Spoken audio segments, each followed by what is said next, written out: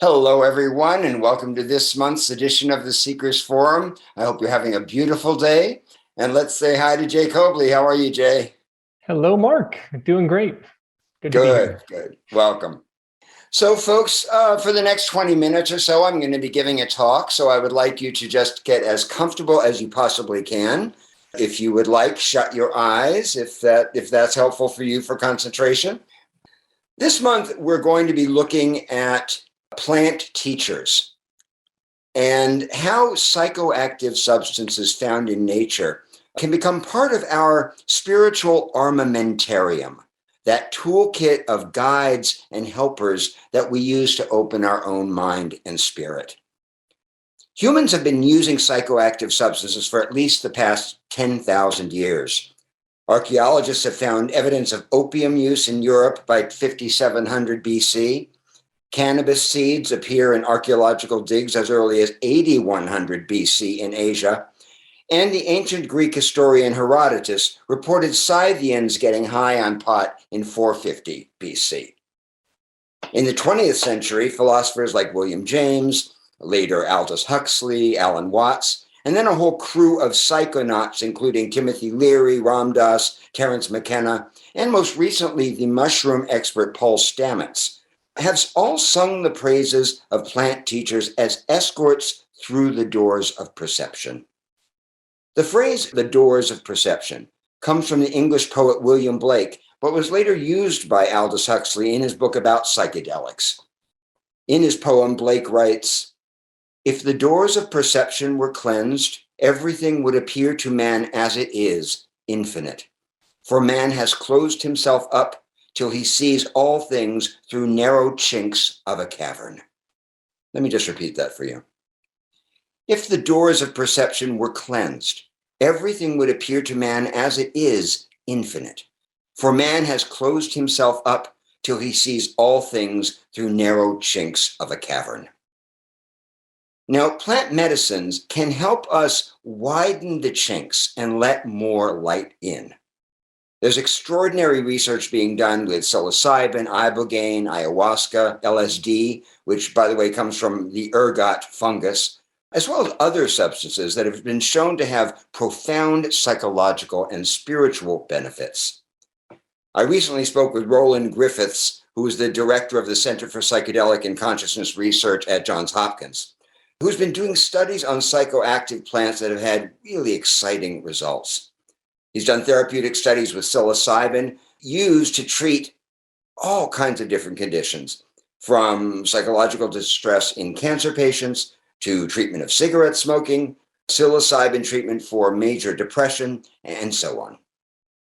So in the complex evolutionary relationship of plants and humans, flora are essential teachers with particular chemical keys to open up particular parts of the brain intended to help us transcend the limitations of the egoic mind and give us vision. They heal our fears, they delight our senses, and they connect us on a mystical level with nature and everything that exists around us. These teachers help us to flower, you could say. Higher consciousness is the blossom at the top of the stemmy, leafy reality that we inhabit. And they really are precious mentors on the path of awakening.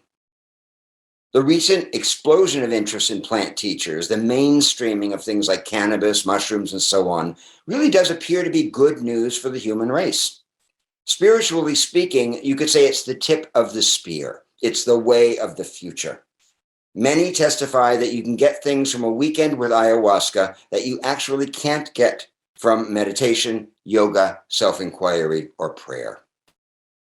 Hardcore teachers like Stephen Batchelor, whose work you may know, who trained for a decade as a Buddhist monk and is one of the foremost Buddhist scholars and teachers around, uses cannabis as an adjunct to his spiritual practice.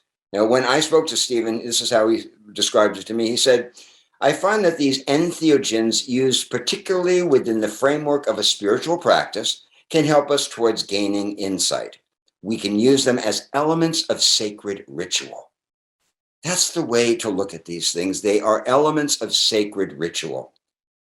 Now, of course, Ram Dass, the late, great Ram Dass, was the avatar of better living through plant chemistry for an entire generation of baby boomers.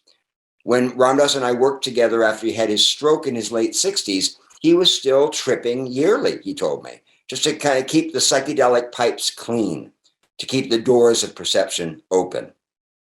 Ramdas was also a lifelong user of cannabis, and it wasn't until he was 80 and a doctor helping him with his severe aphasia and the after effects of his stroke told him that he just couldn't work with him if he was stoned, that finally Ramdas put down the weed.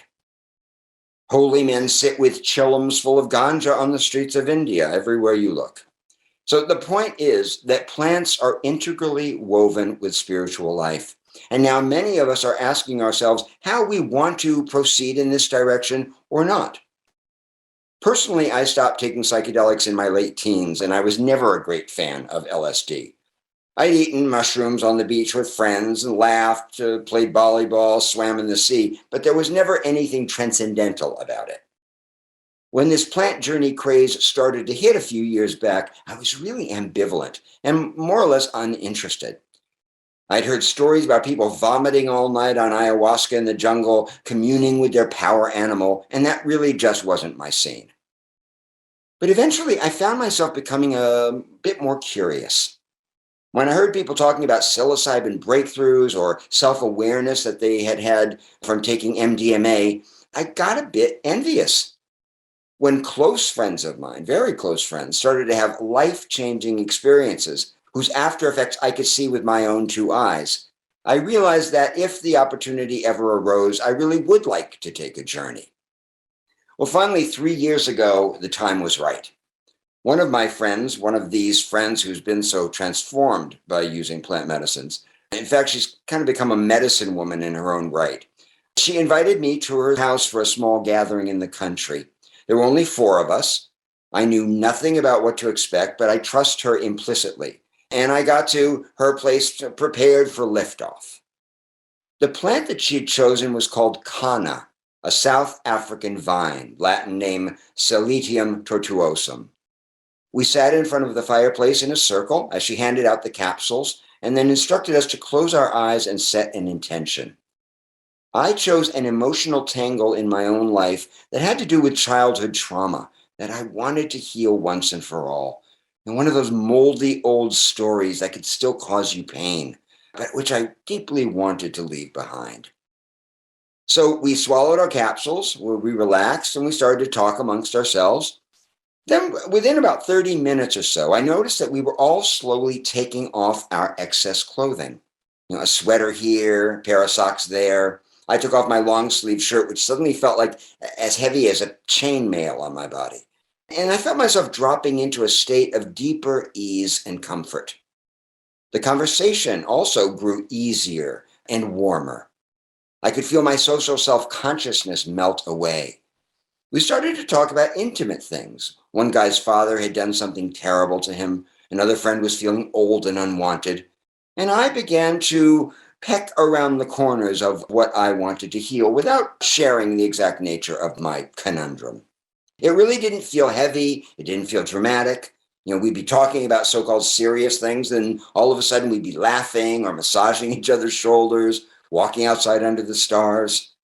The best part of it was that I was perfectly lucid. There was no visual hallucination whatsoever. But I was aware of myself in a different way. I was aware that how I felt in that moment, kind of warm in the chest and peaceful and open, clear, was different from how I usually felt. It was as if the Kanna vine were saying to me, this is what is possible. It gave me the sense of being released from some kind of straitjacket and realizing how much deeper and easier I could breathe, how constricted I normally was, how much pain there was also in that holding, and how it felt to release that hold.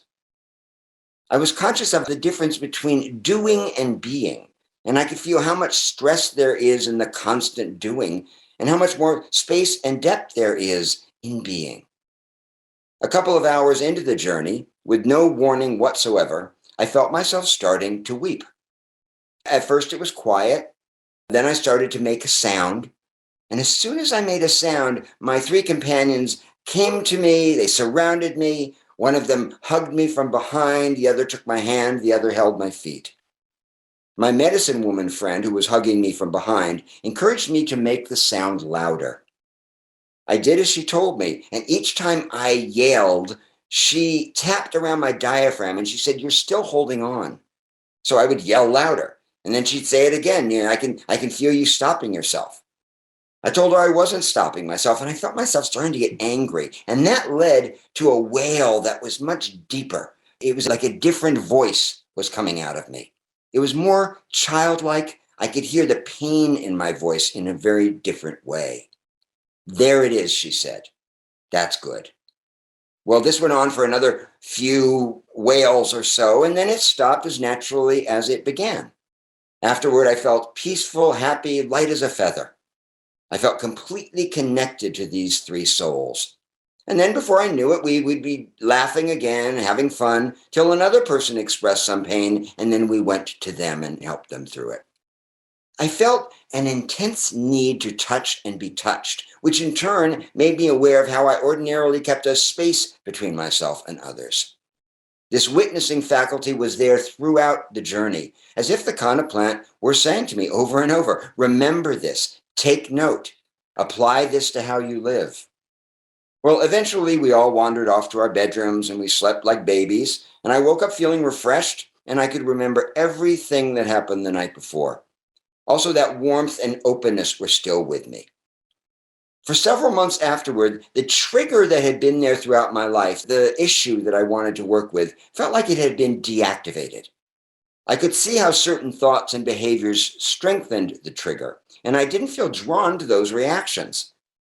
When I finally did have a brief relapse, maybe 9 months later, it didn't control me the way it used to. It felt as if my inner compass had shifted because I knew how it felt not to feel that way. And that knowledge, that memory, led me out of the emotional forest, like in Hansel and Gretel, the breadcrumbs lead them out of the darkness, out of the confusion. The following year, I did another journey with Kana with the same friends, and it was lovely.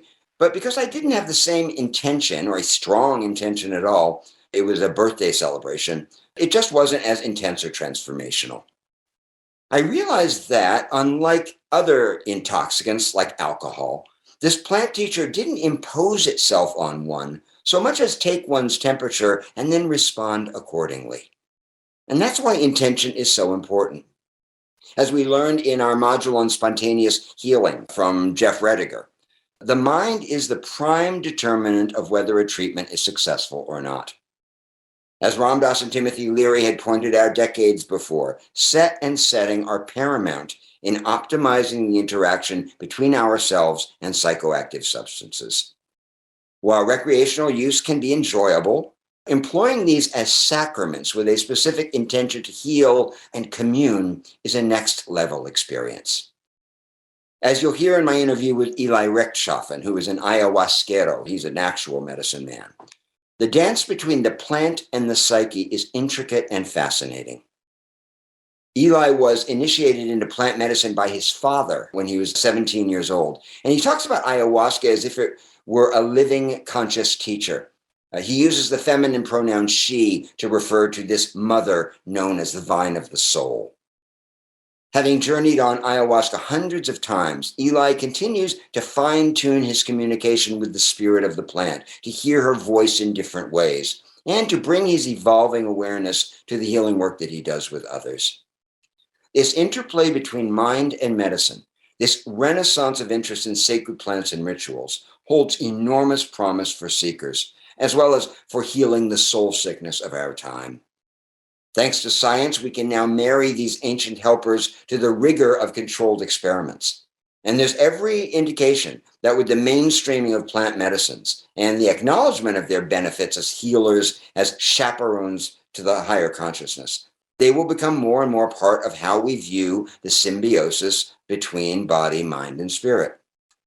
So just a few important things to keep in mind when considering the use of these substances in your own life. First, set and setting are everything. The same substance that can open your mind and heart can be damaging if used unskillfully. That means that where, when, how, and with whom are essential factors in your experience and should be planned with great care. The second thing is that intention matters. Why you're doing the journey has a great impact on how it will affect you. It's important to have a sense of what you want to heal, explore, illuminate, since intention acts as a kind of GPS for the plant to know what you want it to do. Next, know your guides, the actual human guides you're with, know their bona fides. And if possible, speak to other people who have journeyed under their care. This is very important. Next, avoid frequent recreational use of psychoactive substances. This can diminish their effects, and it also trivializes their purpose in our lives. Next, listen to your body first. If something doesn't feel right to you, even though others are into it, you must trust your gut. I know a woman, for example, who tried ayahuasca and she just didn't care for it. When the shaman offered to give her more to drink, she declined. And since then, she has found that other plants work much better for her. Next, educate yourself. There is a wealth of information about how to optimize your experience with plant teachers. I highly recommend Michael Pollan's two books. One is called How to Change Your Mind, and the other is called This Is Your Mind on Plants. Pollan, as you probably know, is a mainstream author. He's rather conservative in matters of chemical use. He's an expert in botany, and he takes a careful science-based approach to this brave new world of plant medicine. Next, integration. This is so important. Remember that the point of doing these plants is not to have a rollicking high experience, but to learn things that you can integrate into your daily life. So the focus is wisdom, not escape. I also suggest that writing about what you've learned after the journey, and then using this to refer back to when you find yourself falling into unconscious or harmful patterns, can be very helpful. While the effects are fast and transformative, the integration of the effects is a slow, ongoing process like everything else in spiritual life. And like any relationship, intimacy and balance take time. So don't expect a magic bullet. Instead, view the plant journey as an initiation, an expedition into the unknown, whose purpose is to wake you up and improve the quality of your life. So now let's just do a little writing together. Jay, could you please pull up the card? Here we go. I'd like you to take 10 minutes, please, to write about whether you would be open to taking a plant journey. If so, describe your ideal set and setting and the intention you might want to set. And if this doesn't interest you at all, why doesn't it interest you? Be as specific as you can be, please. We'll take 10 minutes to do that, and then we'll come back together as a group.